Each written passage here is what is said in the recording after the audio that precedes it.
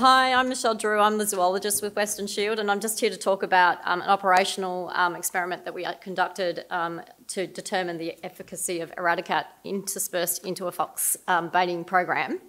So you all know that feral cats and the red fox are arguably two of the most damaging invasive species that we have here in Australia, and both species have been implicated in the extinction of a number of species. Eradicat is a meat-based toxic bait that was developed specifically to target feral cats, and we've shown that it's quite an effective tool in eradicating or reducing cat activity, in arid Western Australia. However, its success is not always consistent, particularly in the wetter biomes. And this study, we tested the efficacy of integrating Eradicat within an existing fox baiting program in a relatively complex area on the northern sandplains of WA using an adaptive management experiment. So Nambung National Park and associated reserves are located near Cervantes, Western Australia, and the current management area has a complex boundary with a high edge-to-core ratio with a large capacity for immigration of species from surrounding areas.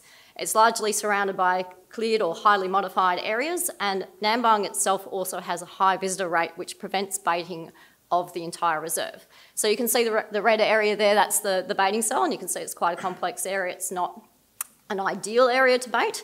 It constitutes about 700 square kilometres, and it was baited with 2 deployments of fox bait per year from about 2014. Sorry, I can't get this to move. Oh, there we go. I'll just move on.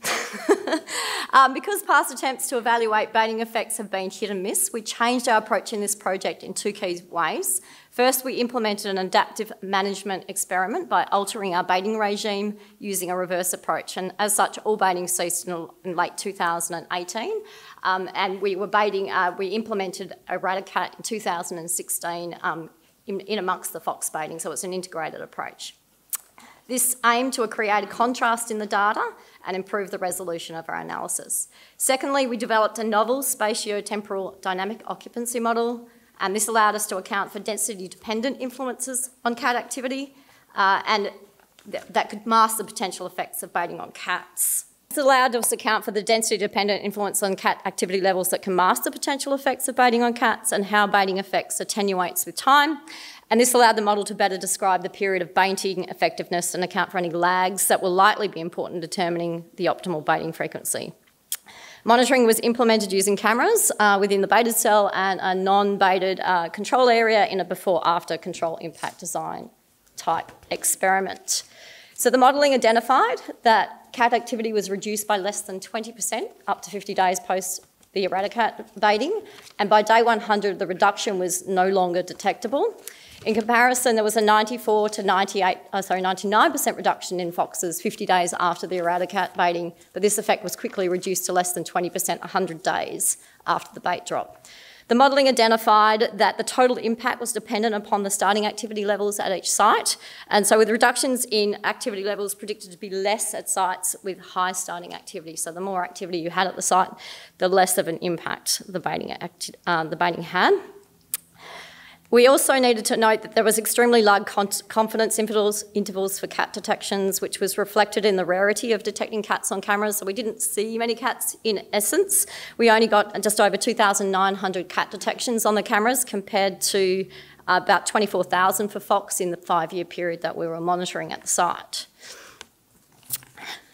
So the figures above or on the screen show that the modelling recovery response of both feral cats and foxes after additional management.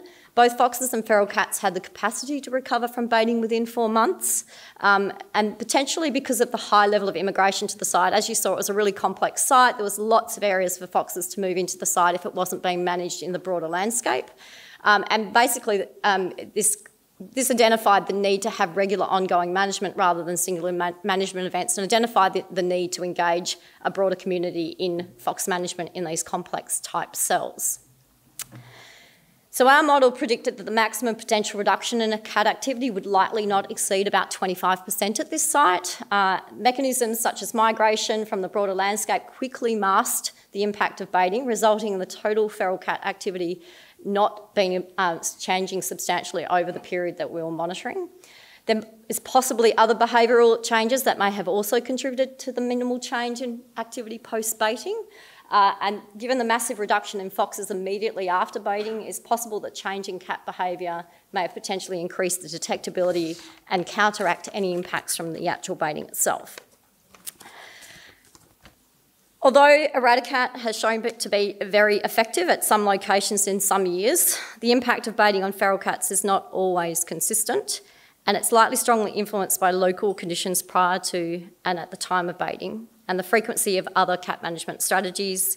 There's a good evidence from other sites that have implemented a more integrated approach to cat management, which incorporate not only baiting, but also shooting and trapping programs and engagement of the broader community that have shown really positive results, evidenced by strong native species response to the management. And this suggests that there needs to be a more holistic approach to feral cat management, particularly in these more complex sites. The implementation of multiple cat management approaches rather than a single event would be the ideal. Thank you.